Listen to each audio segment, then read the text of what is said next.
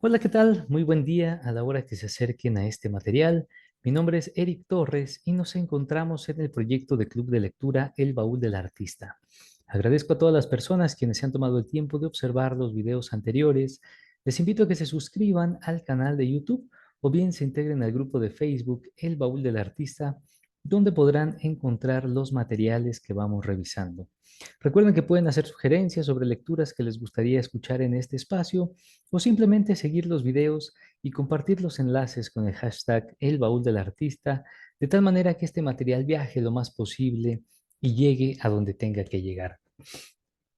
El día de hoy vamos a continuar con este libro, Kentuckys, de la autora argentina Samantha Schweblin. Este es nuestro tercer fragmento y como está siendo habitual en la descripción de este video, dejaré el enlace de los fragmentos anteriores. 5. Deje de mirarme así, dijo Enzo. Deje de perseguirme por toda la casa como un perro. Le habían explicado que el Kentucky era alguien, así que siempre lo trataba de usted. Si el Kentucky caminaba entre sus piernas, Enzo protestaba, pero era solo un juego. Empezaban a llevarse bien. Aunque no siempre había sido así.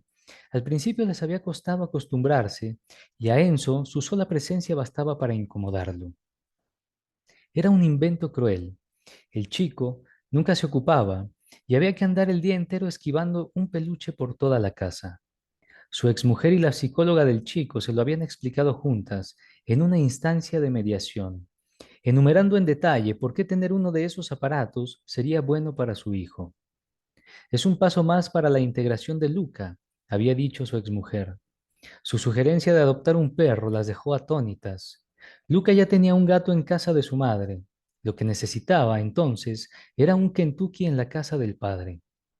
¿Tenemos que explicarle todo de nuevo?, le había preguntado la psicóloga. En la cocina, Enzo juntó sus herramientas para el vivero y salió al jardín de atrás. Eran las 4 de la tarde y el cielo de Humbertide estaba gris y oscuro. No faltaba mucho para que se largara a llover.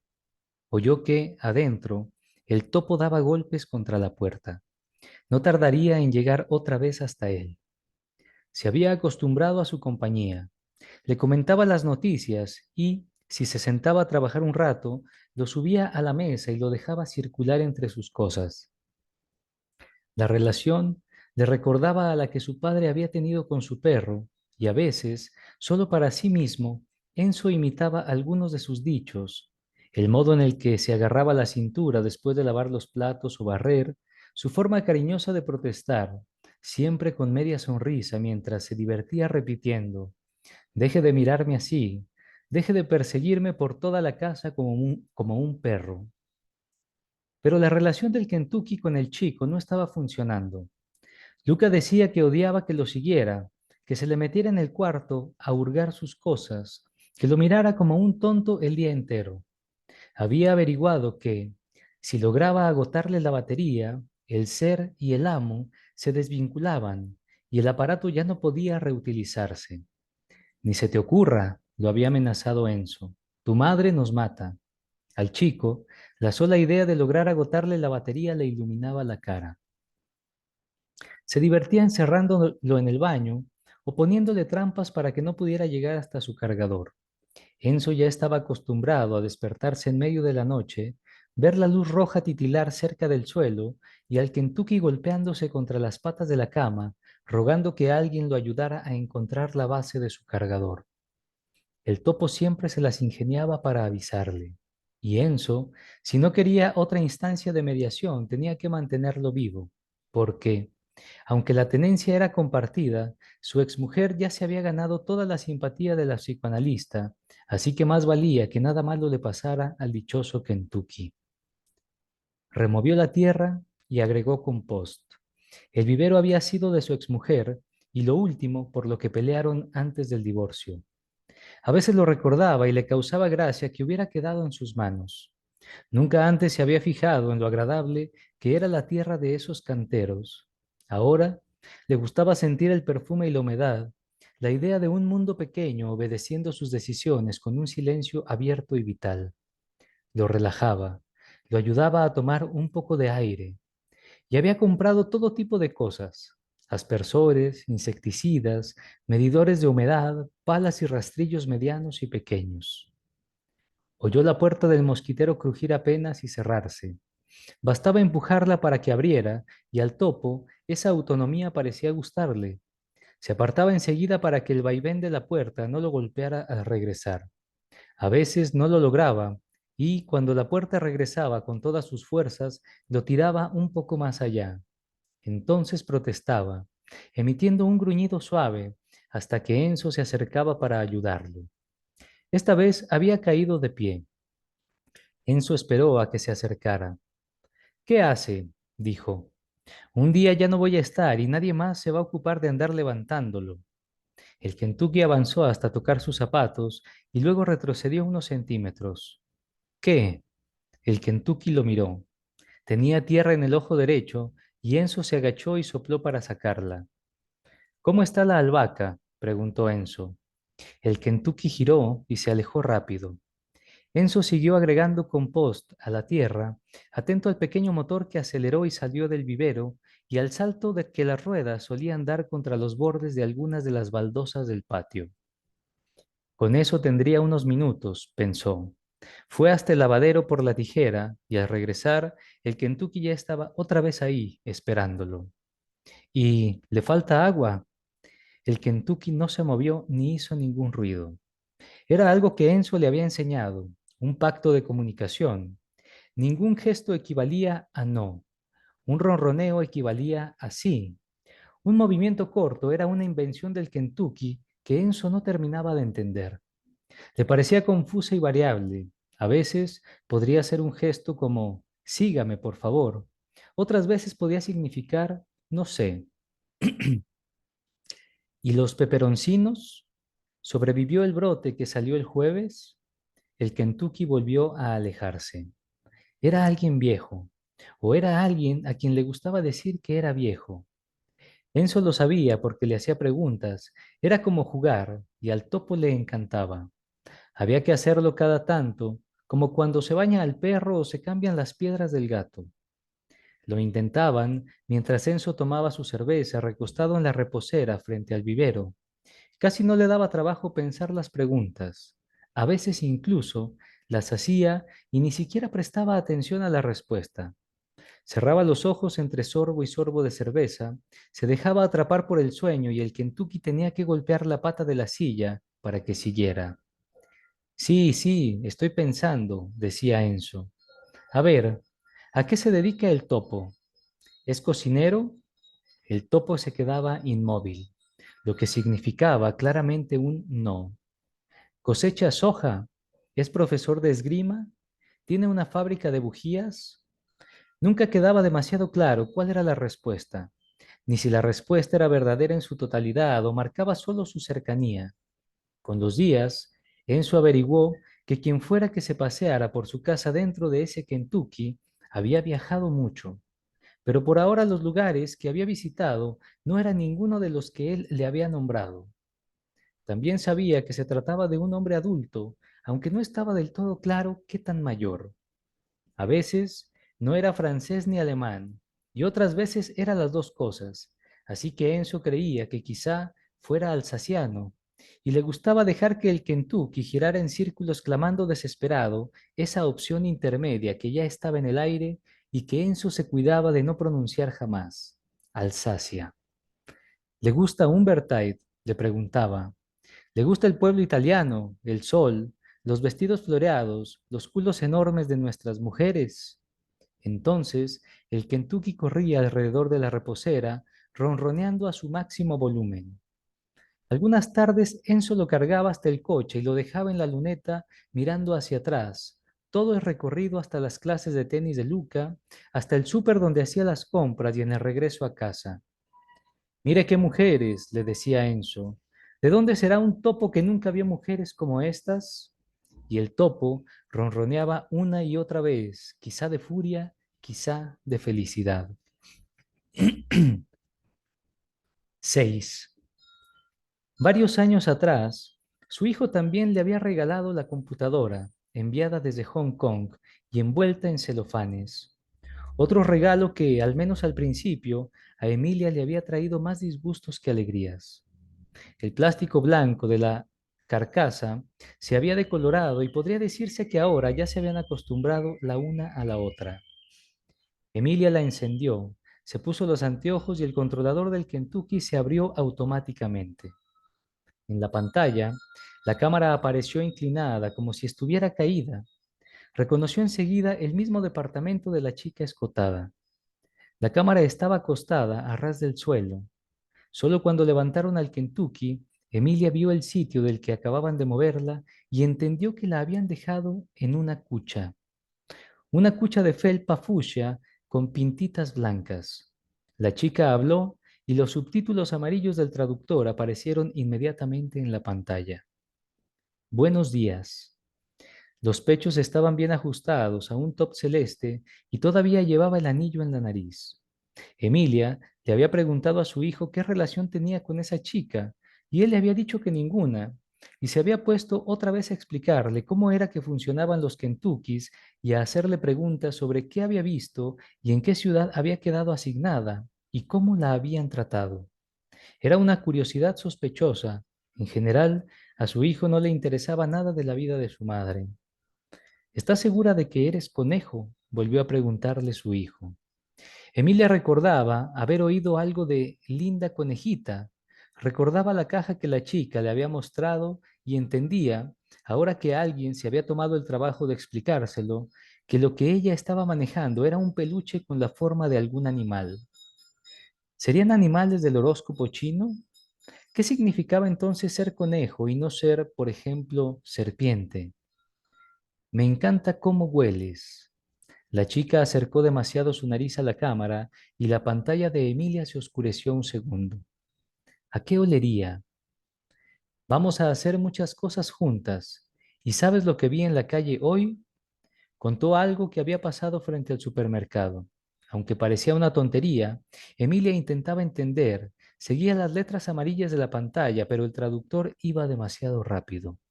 Le pasaba lo mismo que en el cine. Si las oraciones eran muy largas, desaparecían antes de que pudiera terminar de leerlas.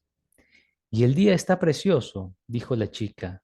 Mira, la levantó sobre su cabeza, alzándola hacia la ventana, y por un momento Emilia vio una ciudad desde lo alto, las calles anchas, las cúpulas de algunas iglesias, los canales de agua, la fuerte luz roja del atardecer cubriéndolo todo. Emilia abrió grandes los ojos. Estaba sorprendida. Era un movimiento que no había esperado y la imagen de esa otra ciudad la impactó.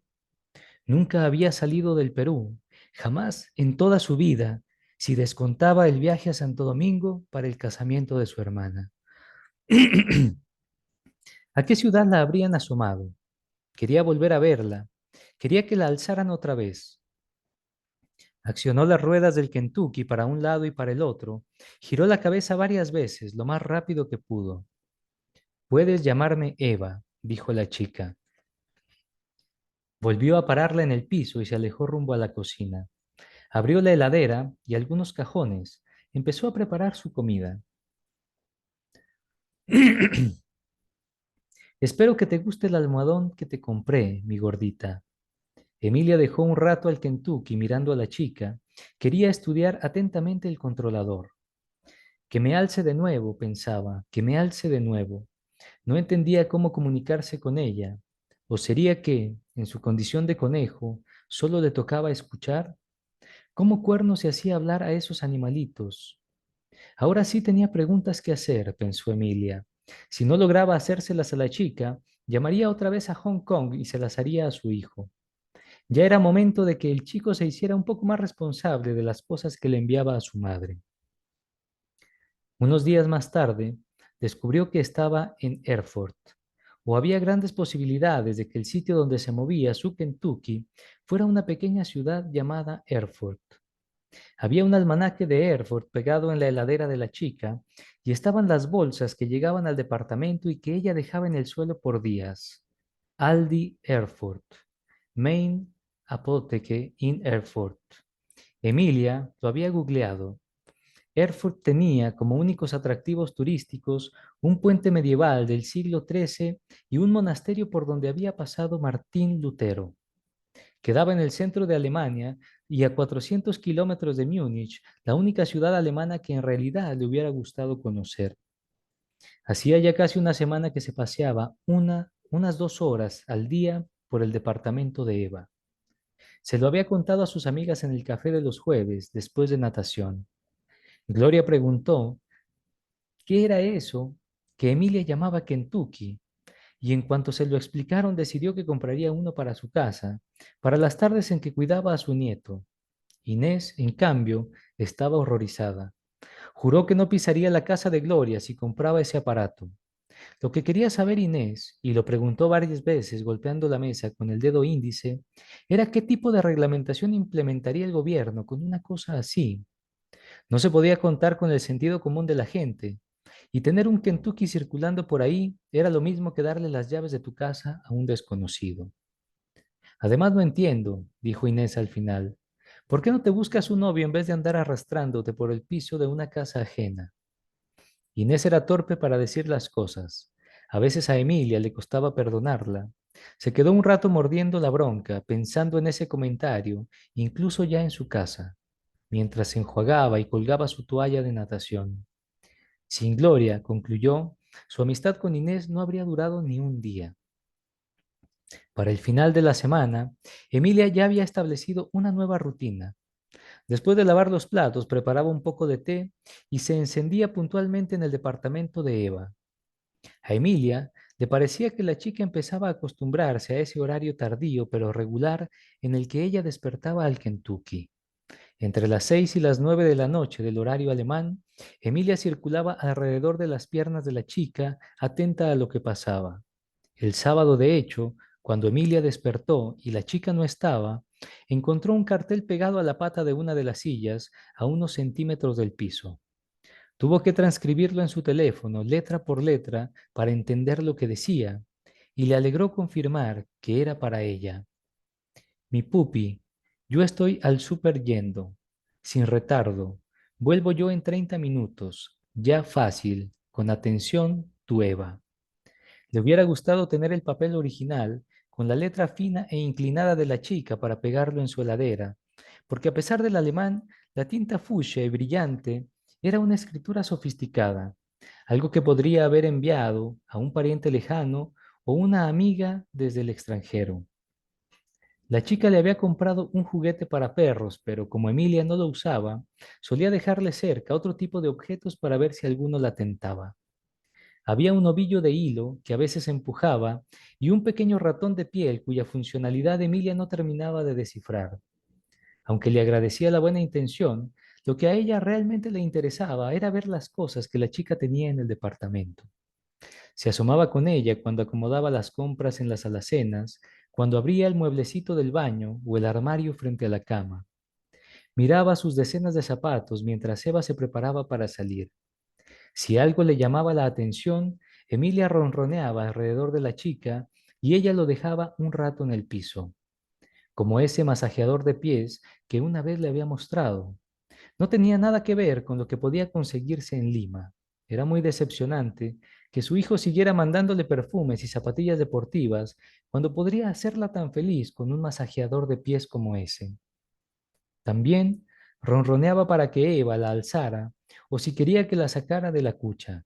En Lima, en el supermercado, una tarde en que había ido a comprar sus galletitas de coco y granola y había encontrado el estante vacío, ronroneó también en silencio para sí misma.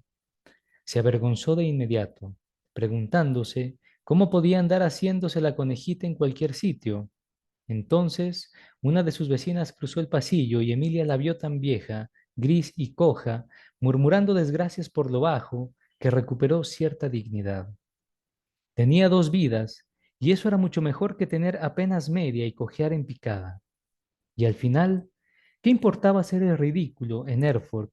Nadie la estaba mirando y bien valía el cariño que obtenía a cambio.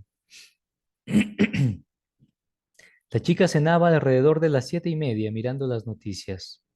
Llevaba su plato al sofá, se abría una cerveza, alzaba al Kentucky y lo ponía junto a ella un rato.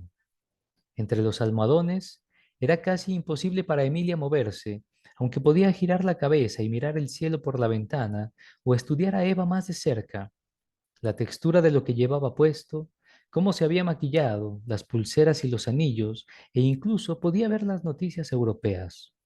No entendía nada.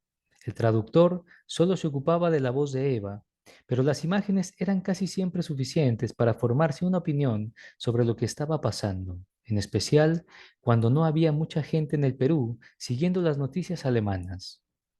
Hablando al respecto con sus amigas y en el supermercado, se dio cuenta enseguida de que manejaba información exclusiva y de que la gente no solía estar al tanto de la actualidad europea en todo su detalle.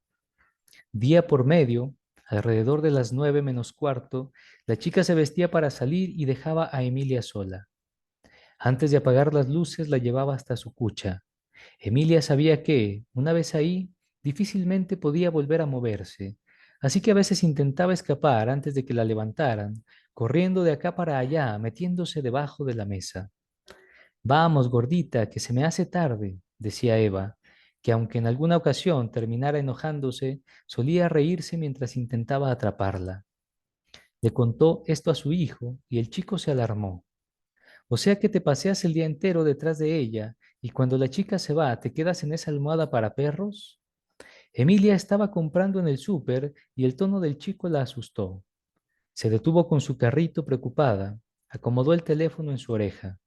¿Lo hago mal? Es que entonces no te estás cargando, mamá. No entendía bien de qué le estaba hablando su hijo, pero le gustaba que, desde que tenía el Kentucky, si le mandaba mensajes con sus dudas y progresos o comentándole lo que hacía la chica, él contestaba enseguida. Emilia se preguntaba si su hijo habría sabido de antemano que regalarle un Kentucky lo acercaría a su madre, o si el regalo le estaba dando más problemas de los que había calculado. Mamá, si no te cargas cada día vas a terminar quedándote sin batería, ¿no te das cuenta? No, no se daba cuenta. ¿De qué tenía que darse cuenta? Si la batería llega a cero, se pierde la vinculación de los usuarios. Y adiós, Eva. Adiós, Eva. ¿No puedo volver a encenderme? No, mamá. Se llama caducidad programada. Caducidad programada. Estaba en la góndola de enlatados cuando repitió esas dos palabras y el repositor la miró con curiosidad. Su hijo se lo explicó todo otra vez, hablando más fuerte al teléfono, como si el problema de Emilia fuera auditivo. Al fin entendió y le confesó desconcertada que hacía una semana que circulaba con el Kentucky sin cargarse. Él suspiró aliviado. Te está cargando ella, dijo. Menos mal. Emilia meditó esto mientras esperaba para pagar. Entonces, cuando ella se iba a la cama y dejaba su Kentucky en la cucha hasta el día siguiente, la chica lo sacaba de ahí, lo calzaba en el cargador y una vez que la carga se completaba, volvía a dejarlo en su sitio. Emilia movió los duraznos que habían quedado debajo de las latas de arvejas y los puso arriba para que no se golpearan. Así que, cada día, alguien en la otra punta del mundo hacía eso por ella. Sonrió y guardó su teléfono. Era toda una atención. Bien, vamos a dejar nuestra lectura hasta aquí. Este es el tercer fragmento de Kentuckys de Samantha Schweblin. Ojalá que lo disfruten. Gracias.